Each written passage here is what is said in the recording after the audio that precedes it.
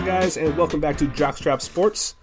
Joined today with Nick for a special episode of Hockey Talk with Nick.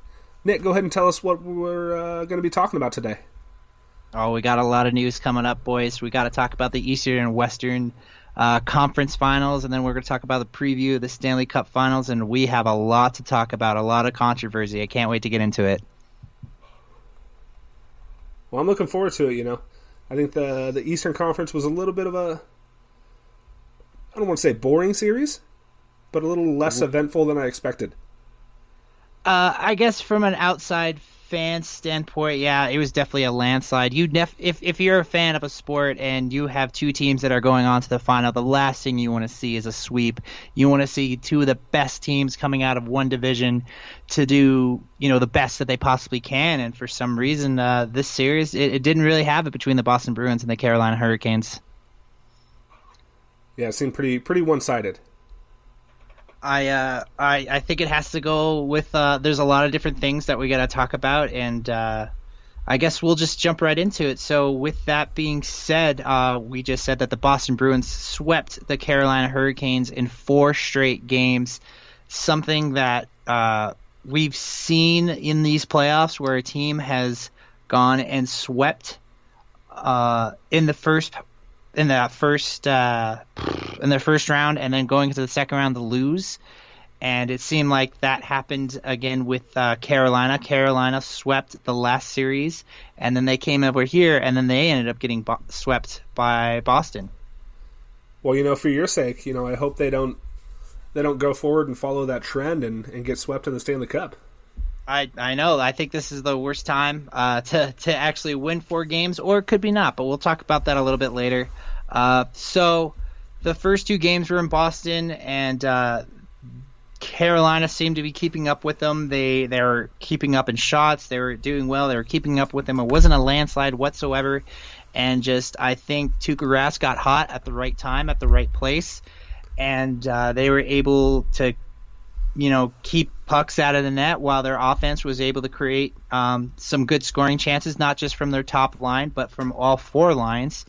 And Brad Marchand, we've already talked about him. He's nicknamed the Rat because he gets in people's heads. And it was really shocking because he was able to get into Justin Williams' head. Now, if you don't know, like I said, Justin Williams is captain Game 7. He's a seasoned vet. He's a captain of that team. And somehow Brad Marchand was able to get underneath his skin and just taunt him and play with him, and it ended up costing the Carolina the series. That's always tough to see, when one player kind of losing their, not necessarily losing their cool, but losing their focus, losing their kind of determination, I guess. Having somebody get in their head, how it can affect the rest of the team. And it really can, especially when that person is your leader for the team. And unfortunately, just things weren't clicking for Carolina. I mean, they were clicking definitely in the first 2 rounds, and they were doing really well. Everybody started jumping on that bandwagon. I did as well. But in this series alone, the penalty kill and the power play made a huge difference in this series. Apparently, through this whole playoffs, the Carolina power play was only 5 for 50 out of the power play throughout the entire playoffs, and if you want to make it far, that's not the way to do it. You gotta take care of those advantages, because the advantages that you have in any game scenario, you need to take advantage of them. You need to step up, and if you are on the power play, you got to score goals, and you gotta take chances and score some goals. But they weren't able to do that. With games 3 and 4 going back to Raleigh, North Carolina, Boston ended up beating them. Games 3 and 4 to complete the series, and that was the first 2 home losses in all of the playoffs for Carolina, and it just wasn't looking too good. This wasn't the series I wanted to see for an Eastern Conference final competition. Yeah, definitely, especially for those Carolina fans, coming into this particular series, having not lost at home. I'm sure there was a lot of buzz around the city, a lot of excitement, and then to come in and have the games 2 and 3 and 4 at home, lose them both, lose the series like that in the snap of a fingers has got to be tough. I mean, yeah, I feel like I'm shitting down Carolina's throats, but they have so much to be proud about. The fact that nobody took them serious as soon as they clinched that last spot in the playoffs. The fact that they defeated the Stanley Cup champions, the Washington Capitals. The fact that they've made it all the way to the Eastern Conference Finals with the team that they have. They should be completely proud. They sold out every home game. They actually set new records in attendance for every home game. You know, everybody was barbecuing. Everybody was tailgating. Everybody was having a great time. I hate to see it fall short. So Carolina fans, don't keep your head down. Keep your head up.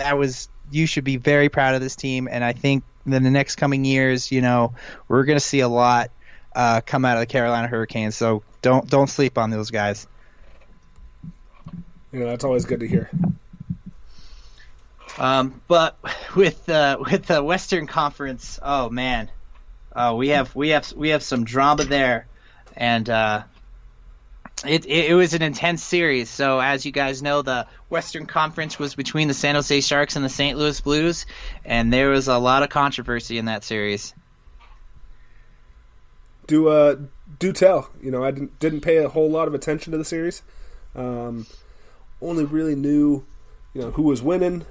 Kind of followed along that way. Followed along score-wise, but haven't really heard much about the drama. So I'm excited to see what you think. So as we guys know, that both of these teams have never won a Stanley Cup. Both teams have been in the Stanley Cup a few times. I want to say San Jose has been in the Stanley Cup once, and I want to say the St. Louis Blues have been there 3 times.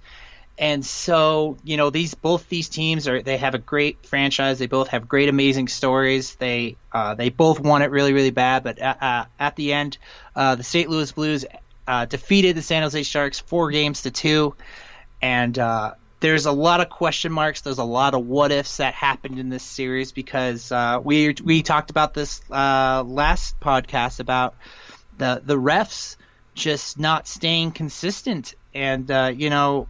Again, I don't know if it's just because there's a lot on the line and it's the playoffs, or it's just you know, they weren't doing that well. And that's another question about all the what-ifs. And then, of course, there was injuries. There was questionable calls on both sides. It was really tough for both teams because I guarantee you after each and every game that their one team lost, people were losing their minds just because there's a missed offside call, or that should have been a tripping penalty, or that should have been a minor. And the biggest one actually came after Game 3, the only game that actually went into overtime, when the Sharks beat the Blues in their barn. And did you see that play about the hand pass? I did not. So for those of you who don't know, you can't catch the puck, you can't carry it, you can't bat it towards another player. And so this game was a really great game. It went to overtime. It was going back and forth. San Jose and St. Louis were just scoring back and forth. It was a really great game up until that final play. And I'm sure it really aggravated St. Louis fans more than anything. So what happened was, there was it was overtime. It was the first overtime, and a puck was batted in the air by a San Jose players, but he batted it down towards his teammate. And when he passed it towards his teammate with a hand pass, San Jose actually ended up scoring the game winner to go win that game. And it was a madhouse. St. Louis was losing their mind because the puck was in the air. The player batted it down towards his own teammate, and that teammate, Erik Karlsson, ended up scoring the game winner. And so Bennington, the goalie for St. Louis, no, he shook it off. He's like, no, like, this isn't a goal. This isn't a goal whatsoever. They're definitely going to review this. And they never did, and it was insane. The refs usually come, there's an officiating booth between the two there, and they'll double check with everything. Hey, we got to review this. Hey, we got to send it to Toronto, and they never did. And so, you know, San Jose, thinking they won the game, they cleared their bench. They already went to the locker room. The whole St. Louis Blues and their fans were standing there waiting for an explanation. And the refs legit just went off the ice to their opposing locker room. And you can just see the players, 3 or 4 players, I forget who, were just heckling the hell out of those refs. One player even slammed his stick against the glass, breaking it. They were losing their minds. And obviously after that game, people just lost their minds, and I don't blame them for it. Yeah, I did just have a chance to look up the play on YouTube, and the fans definitely don't seem happy. Not being a huge with my hockey knowledge, real time with the sport, I don't think I would have been able to call that.